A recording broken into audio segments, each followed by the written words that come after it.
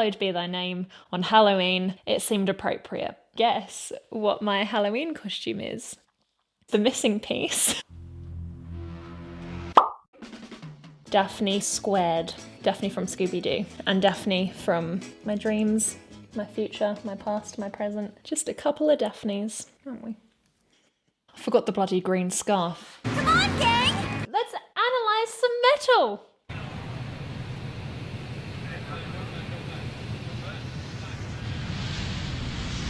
Get out of town. No bloody way, look at that. Is that bloody Boeing 747? Why do they need a commercial jet? How many of them are there? The thing's f***ing enormous. It's a Boeing 757. My mistake. That's all right then. Definitely the most metal thing I've ever seen. It doesn't get more metal than a plane. That's a shit ton of metal. I'm so impressed right now that it can only go downhill from here anyway. So let's see. Very smooth as well. He knows what he's doing. He plays a lot of shows. That's incredible. There he is! Captain! I'm waiting in my cold cell when the bell begins to chime, reflecting on my past life, and it doesn't have much time. I love how the guitar riff is kind of going in and out of time.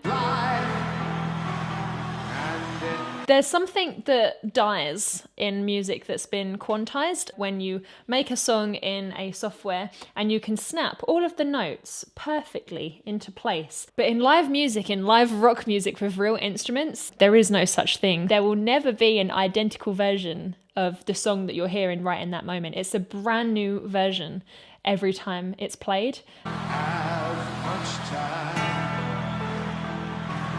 Is that a West Ham United sticker on his guitar? That must mean then that they're English. Yeah, they are English. Oh, they're from East London. Oh my God, they're from down the road. Bloody Cockney geezers they are. Had no idea. 'Cause at 5 o'clock they take me to the gallows.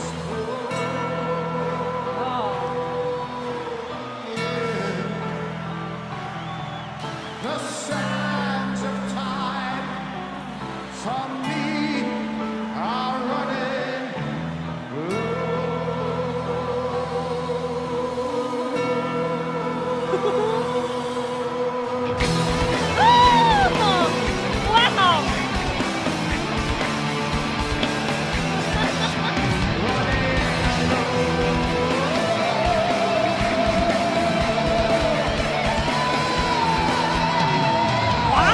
This really exaggerated jaw movement that we see on Running Low can be functional. By moving the jaw in this way, you're changing the space in which the larynx has to move, and the larynx moving is what provides that vibrato effect. Even without the vibrato, it will vary the sound. Oh, so then when you add it, it's much more dramatic and exaggerated, slightly unconventional. You don't see it very much. But when you do, don't be alarmed. There's nothing quite like a good old-fashioned tempo change to get us all G'd up, and the transition between those tempo changes was really, really glorious. It was so tense. We had those little crashy sounds. And he just held that really subdued. So we didn't have any clues in the vocals that there was going to be something big happen. We had a little bit of a dropout in the instrumental, but he was steady as a rock on that note, and that made it even more of a surprise when the tempo change came in. Obviously, the fans know what to expect. They're singing every word, it sounds like. Something that will always catch you by surprise in a live setting is that rush, that adrenaline that pumps through your body when you feel those vibrations around you, and everyone experiences that together. So you have this room full of thousands and thousands of people that have just had a big adrenaline rush at the same time.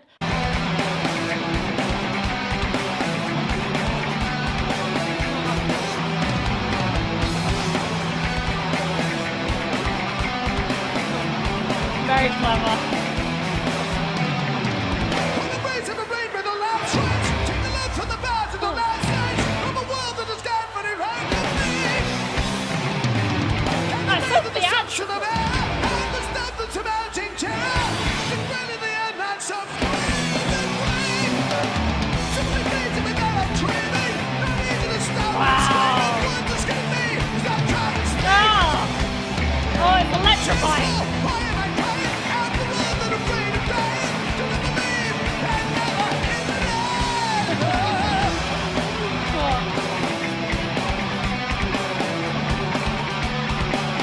He's got massive fingers, hasn't he, that bass player? Bloody hell. He just needs to just sort of stroke the strings. Mesmerizing. I absolutely love how they've evolved this opening riff. So it's gone from...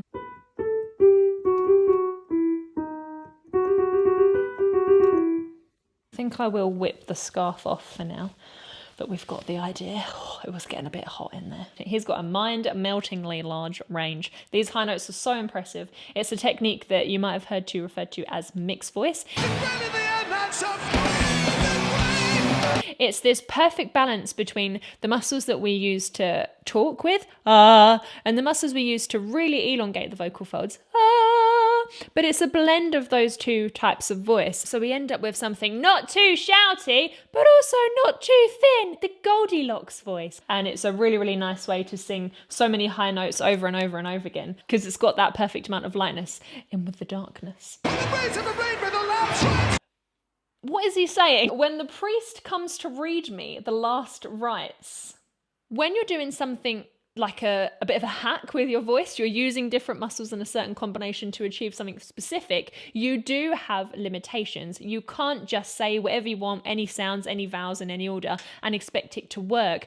These specific shapes, same with growling and anything that's not talking, you have to accommodate the voice perfectly in the perfect shape for it to work. And if you're using a lot of sounds like s, f, and a lot of vowel modulations, like you're changing the shape of the vowel all the time, then your voice is going to become unstable, because this voice is so specific and it has such specific requirements that if you start to deviate them beyond what it needs to function, it's going to crack. So from his lyrics, he's extracting when the break of a rib made the last rites.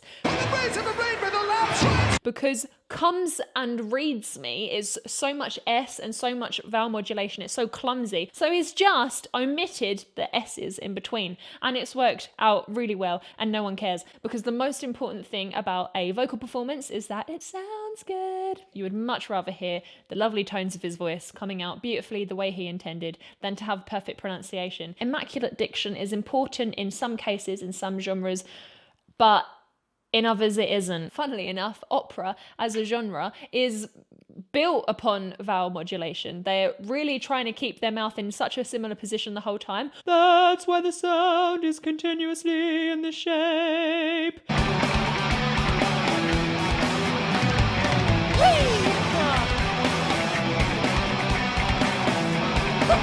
just screaming. They can't handle it.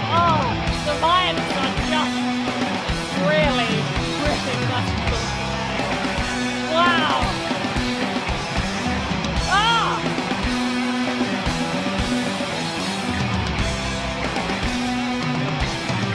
Oh, it's so groovy.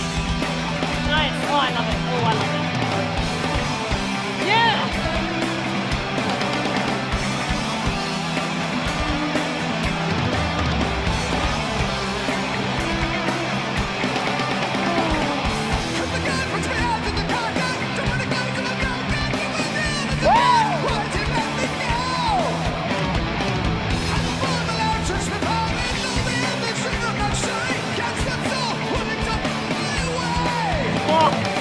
Oh, blimey, it's just stretching and stretching and stretching. This mixed voice is now being pushed to its very upper limits. It's got that beautiful signature metal whine. It's also used in musical theatre, especially some of the modern musical theatre performances. Obviously, the feel and the intention is completely different behind those two genres, but technical-wise, there's a lot of similarities.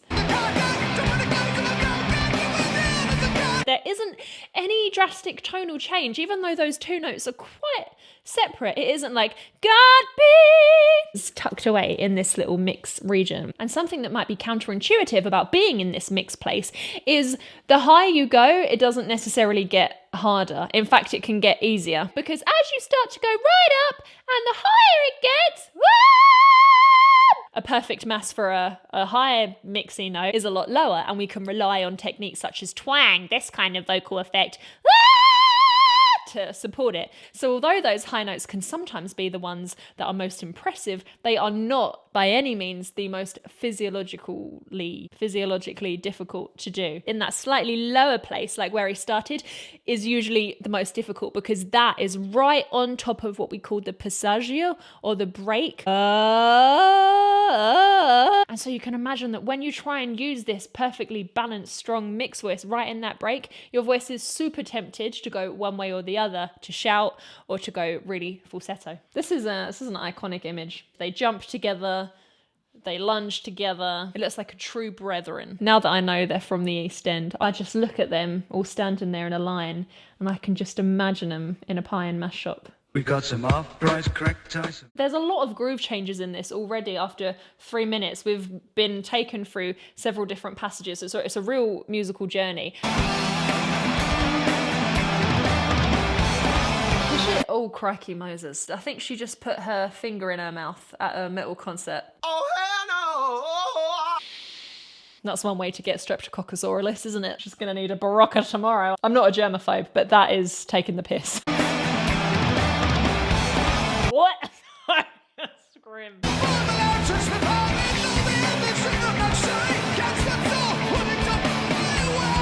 Ah! So well controlled.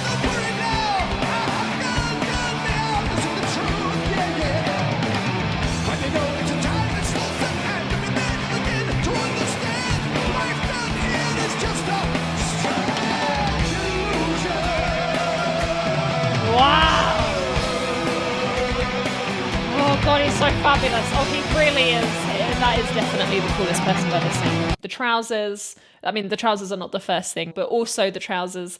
The way that he stands, he's so confident and he's so in control of his voice. So you've got this constant lunge he's doing, whether it's one foot in front of the other, or a sort of middle lunge, or a full-on bloody squat. This muscle engagement from the lower half of his body is most certainly supporting the top. He needs to make sure that he doesn't blast too much air into his voice, because the kind of vocal qualities that he was using here do not require it. And if he was to use too much breath in his voice, it would constantly crack and it would be extremely uncomfortable, and there's no way he would be able to do a tour.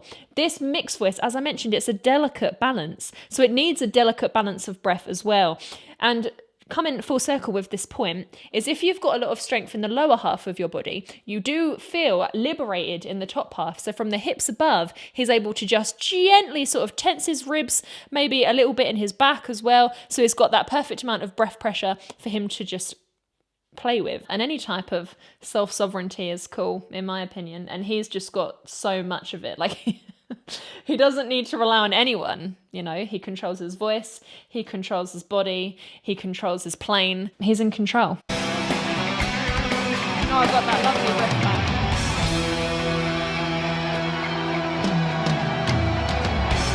I love a good tom descent. Oh, look at him! Oh!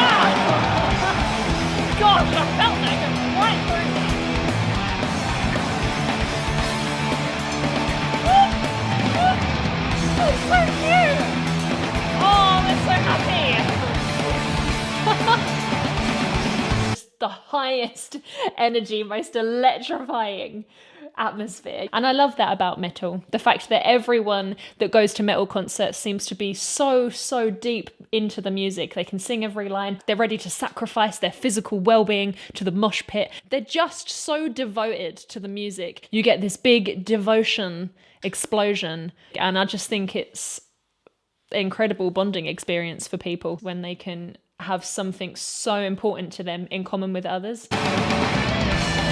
Woo!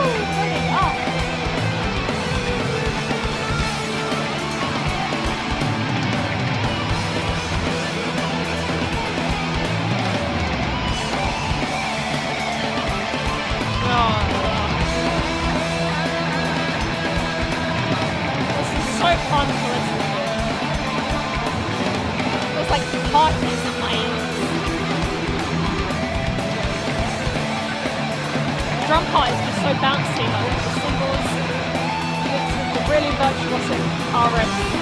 Oh, I love those moments and riffs where they join together.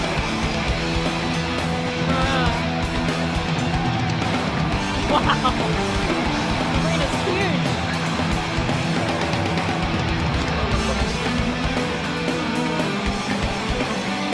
Oh, look at it.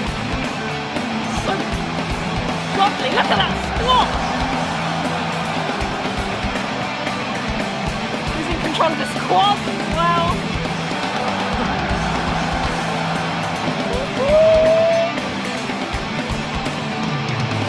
Now I feel like he's starting to do a magic show or something. I wouldn't be surprised, honestly, if he started doing some magic tricks. The energy they've been able to cultivate from the audience in this performance is nothing short of magical. I don't put a thing past him anymore. Oh,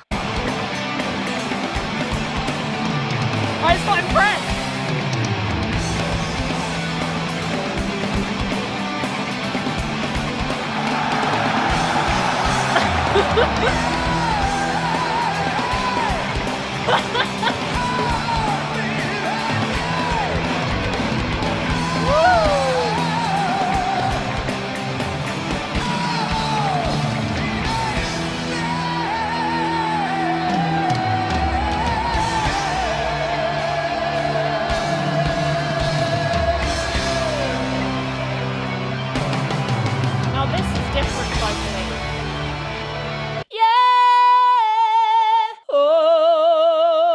This has a lot more weight in it now. You can really hear how he's dug deep for this one. So what we mean anatomically by adding weight to it is increasing the thickness of the vocal folds. So using a little bit more of that speech muscle that we were talking about earlier. Hello, hello, hello, yeah, yeah. It's definitely more there.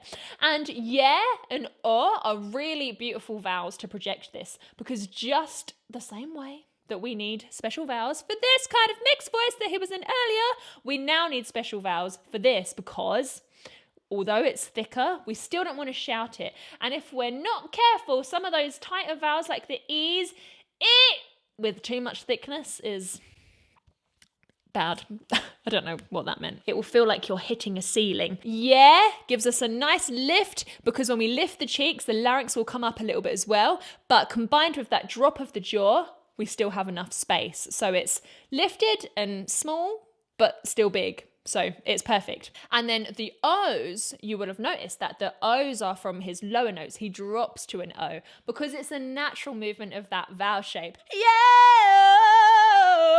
Yeah. He looks very proud of himself, and he should be.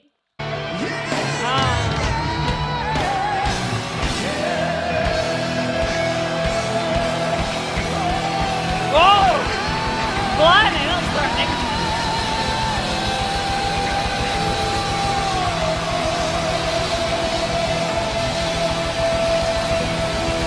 Woo! Oh, it really is so euphoric.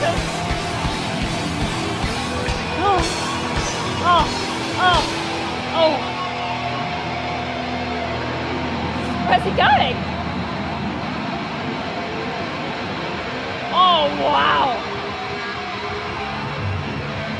Oh, it makes him feel like his plane's going to land off again, I think. Take off.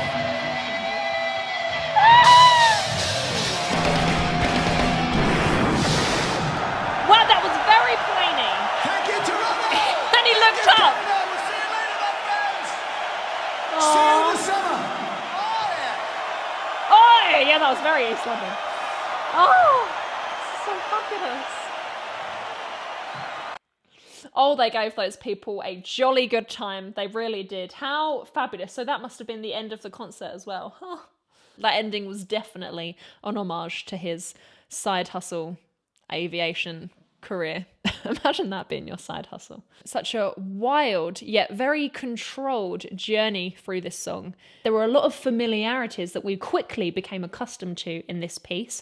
The relationship between all the riffs that were used, obviously they were all sort of cousins, all these riffs, everything was in the same key. The grooves changed a lot, but then they seemed to come back to old grooves. So we had, in the space of this like 7-minute song, we had a lot of nostalgia, and I think that really must have helped them create such an incredible, loyal, ginormous fan base, is because you can really involve yourself fully in this sort of progressive metal piece, and it isn't overwhelmingly complicated. Like, technically there are many fast passages and stuff, but in terms of the harmony and the sort of theory, it wasn't like all avant-garde. There was no extremely complex chords and rhythms. It was just very steady.